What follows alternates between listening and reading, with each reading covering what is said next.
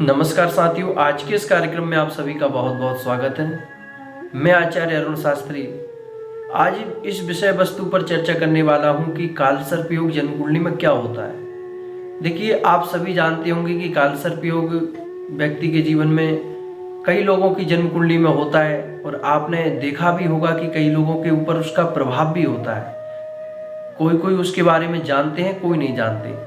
तो वास्तव में कालसर्प योग क्या होता है और यह जन्म कुंडली में किस स्थिति में जाकर के बनता है। देखिए, पहले तो हमें यह समझना चाहिए कि जो कालसर्प योग है किन ग्रह के प्रभाव से बनता है। अगर आप अपनी जन्म कुंडली देख रहे हैं तो वहां पर आपको देखने को मिलेगा कि जैसे कि राहु और केतु, इन दो ग्रह के योग से बनता है कालसर्प योग। अगर आपकी जन्म कुंडली में राहु और केतु के बीच में सारे ग्रह आ जाते हैं, ऐसी स्थिति में आपकी जन्म कुंडली में पूर्ण रूप से कालसर्प योग बनता है। अगर राहु केतु से बाहर कोई एक ग्रह निकल जाता है तब आपकी जन्म कुंडली में आंशिक कालसर्प योग बनता है। और जो आंशिक कालसर्प योग होता है उसका उतना ज्यादा प्रभाव नहीं रहता, उससे 20% कम रहता है। लेकिन अगर बात करें जो पूर्ण रूप से कालसर्प योग बनता है उसमें क्या होता है। देखिए, कालसर्प योग जिसकी जन्म कुंडली में होता है, सबसे बड़ी उसे दिक्कत होती है कि उन्नति में वह बाधक बनता है।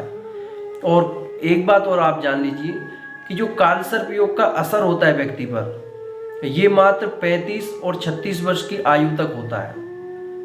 और यही हमारे वर्ष होते हैं कि जिनमें हम उन्नति करें, स्वयं को आगे बढ़ाने की, जो स्वयं की प्रोग्रेस करने की जो हमारी एक तरह से देखा जाए तो उम्र होती है। तो वही जब हमारी उम्र निकल जाती है, फिर इसके बाद में हम सोचते हैं, भटकते हैं जगह जगह कि हमें क्या करना चाहिए, क्या नहीं करना चाहिए।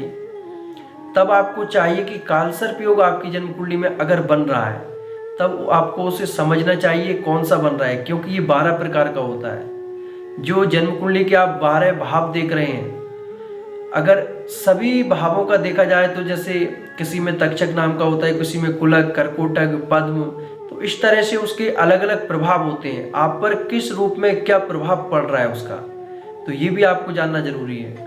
और इसकी शांति की अगर बात करें तो इसकी शांति विशेषकर तो वैसे नासिक में होती है। और अगर आप जैसे कि देखो, हर व्यक्ति नासिक नहीं जा सकता, क्योंकि व्यक्ति की एक परिस्थिति होती है, उसकी क्या स्थिति है यह तो वह स्वयं जानता है। तब आप देखिए, भोलेनाथ की उपासना करके या फिर किसी भी प्रकार का कोई अभिषेक करके आप अपने कालसर्प योग की शांति कर सकते हैं। देखो, उससे जैसे कि देखा जाए तो अगर हम कोई भी निवारण करते हैं तो प्रश्न उठता है कि ये शांत हो जाएगा या नहीं होगा। आप एक छोटे से उदाहरण से समझिए।